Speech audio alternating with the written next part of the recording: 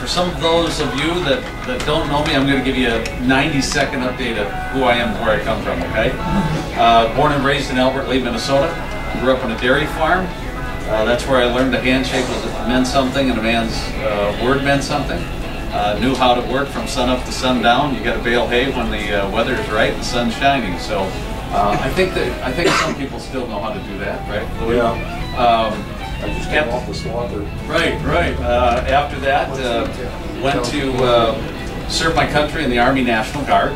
My dad was our first sergeant, so that was a pretty tough job in itself, because I always got the bad stuff, you know, because he wanted to make sure he wasn't letting me off on anything. Married my high school sweetheart. Matter of fact, Sunday was our 40th wedding anniversary, and she said, "Where are we going?" Or last Sunday, a week ago, this past Sunday.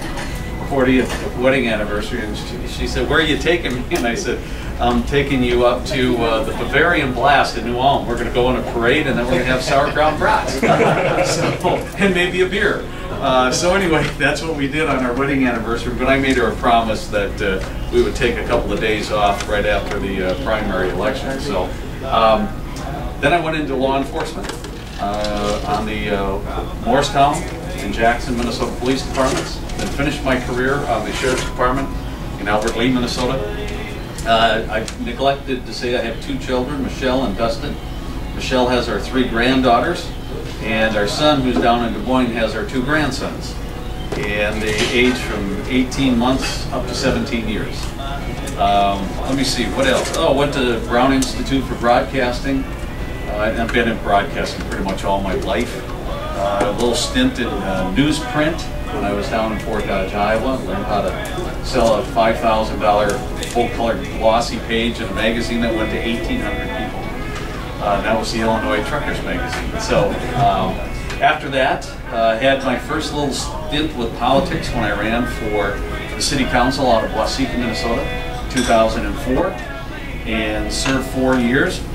And in 2008, I was part of that wave of hope and change, and so they made a change, and I just sat around. I worked, but politically I just said okay. And then somebody asked me to consider running for the House on the State House against the young fellow that had run for 2 terms, and so I was all ready to do that. Well, then in January of 2010, Senator Dick Day, he decided to resign and go to work for Racino now. So I just switched the names from State House of Representative to Senator. Competed in a 7-person endorsing convention, and I came out after the second ballot. So then I had a independent who was our mayor of Waseca, and it was a college teacher out of Northfield as the DFL person. Won that special election in January, turned right around, and less than 11 months later had to run for the general. Won that election by 10 points over a guy, Alex DeMarco. He was a public defender out of Faribault, Minnesota. Nice kid, real nice kid. So, and now I'm currently a seated senator. Went in the minority, then won the general, came in the majority, and as we know it, I think I was selected as the youngest chairman ever to hold the chairmanship, and I'm chairman of State Government Innovations and Veterans, so I get a lot of activity with the veterans. And right now I'm trying to run a congressional campaign, but for some reason I get called back up there when our Secretary of State and our Attorney General start playing with the names of the constitutional amendments, and so we've been dealing with that a little bit and having to run back and forth. So that's my background. I don't want to take a lot of time talking. A lot of you have heard some of my comments before about what I would like to do. They haven't changed. I still believe it's time that we be strong and repeal Obamacare. I think that's number one, first and foremost. We've got to work on the economy. And the other thing that I'm hearing across all of southern Minnesota is rules and regulations. They're a key to what happens to each and every one of us. I don't care where you live, what kind of occupation you have. Those rules and regulations that are being put together by the bureaucrats in Washington have just got to stop. And the only way we can stop that is to take that authority back as congressmen. We're the ones with the election certificate. We're the ones that are out here talking with everyone. And once we take that back, I believe that shrinks government. We've seen it work here in the state of Minnesota. When I went to the Capitol and said I wanted to see state government cut by 15%. Then after becoming a chairman this last year, we're able to take my $1 billion budget, which I handle for state government, reduce it by 11%. But most importantly out of that was the 13 reforms that we were able to do here in the state of Minnesota. That was part of the reason why we had that $7.2 billion shift from in the hole to 1.2, 1.3 billion to the positive. It's because some of those reforms that we did won't allow the automatic increases of 6, 7, 8, 8.5% in some of these programs. As Commissioner Showalter says, it brings us closer to a zero-based budgeting for the state of Minnesota than Minnesota's ever been at. So those are some of the things that we were able to accomplish. I'm not going to stand here and tell you I'm going to balance the federal budget in 5 years like my opponent. I heard that 5.5 years ago when Congressman Walz ran. He said he was going to balance the budget in 5 years. One person can't balance the budget. I think everybody here realizes that. One person can't balance that budget. However, one person can work hard to build a coalition, to be able to pull some of what I call those Reagan Democrats over to your side, to get them to help you move forward bills that will stop the increase in the debt ceiling, bills that will stop the entitlements or change those entitlements. So you've got to be able to build a team and a good working group. I've already shown I can do that in state government. I believe I can do the same thing up in Congress. And that would be my intent, is to build that, work hard to make sure we repeal the Obamacare, which is #1 on people's minds. Man, they're scared. I was just here in town visiting with a couple of business people, and one that's been in town here for over 50 years told me, I don't know what's going to happen. If Obamacare actually happens, it could be the day that I close the door. And he's got well over 50 employees. Well, actually, take that back, over 100 and some employees. I think you might know who I'm talking about. And I mean, he's thinking, I mean, oh, by the way, he did build that business, he and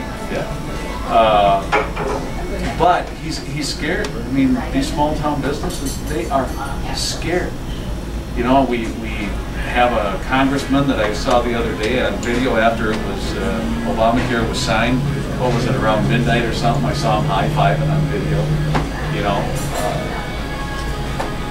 we have to make some changes. We have to have a principal candidate that's shown that he stands strong.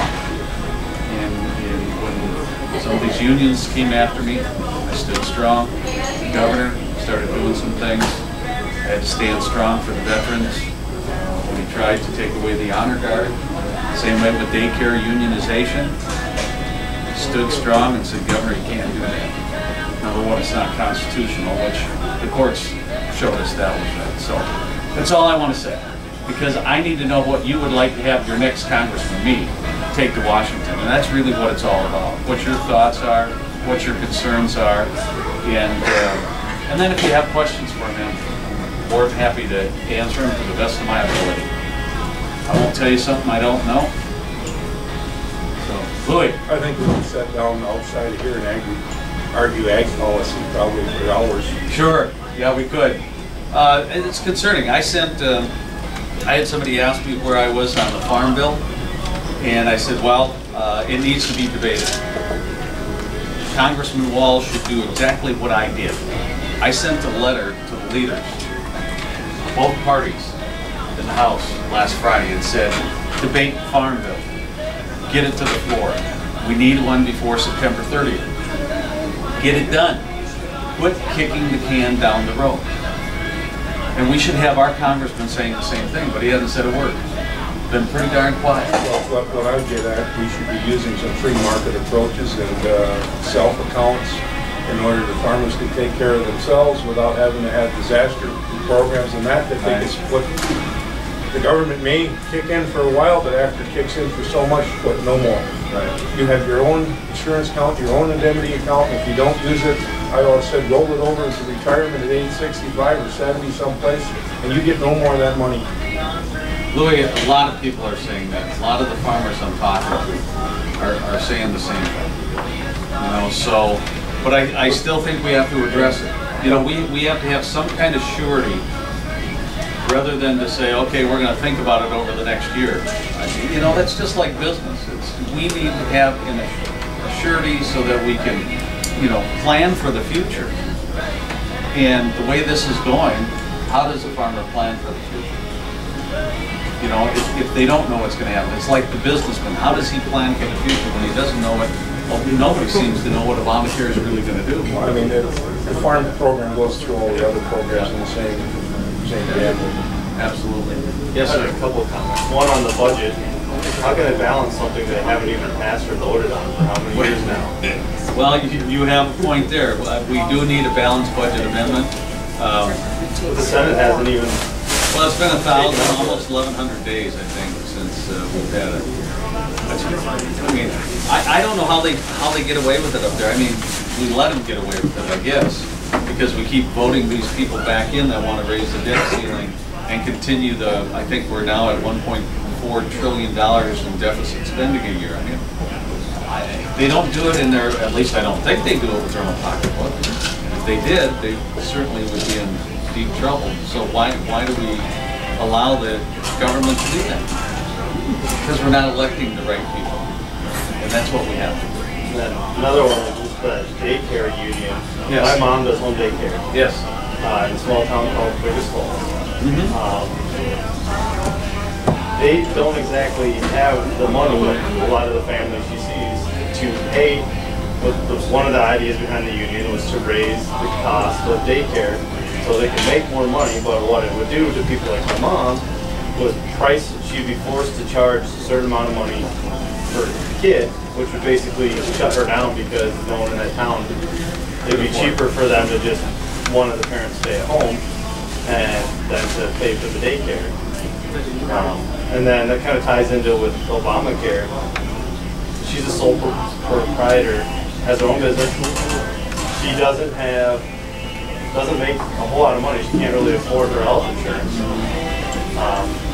So she'll get fined double for being I think she could get fined double for owning the business and not providing health insurance to herself, and then being an individual for not buying health insurance under Obamacare. And then for me personally, where I work, we have a limited benefit plan, $5,000 maximum per year, or you could get the better one, you get $10,000, and you have to pay weekly. If you take a week off, you lose your insurance for the following week.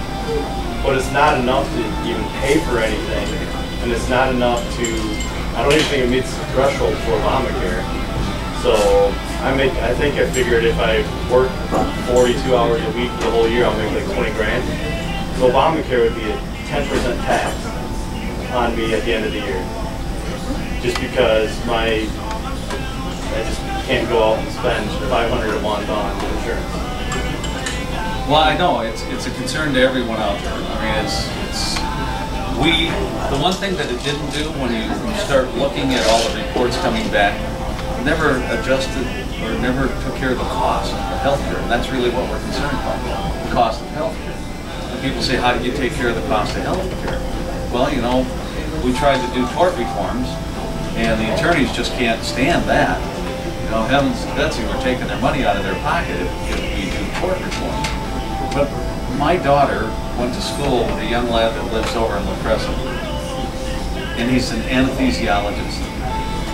You know what his insurance is? His malpractice? Probably $40,000 a year. No, a little bit higher. Try $148,000 a year in malpractice insurance. He is forced to cover. Never had a claim, but that's where he's at today. I mean, this stuff is it's out of control.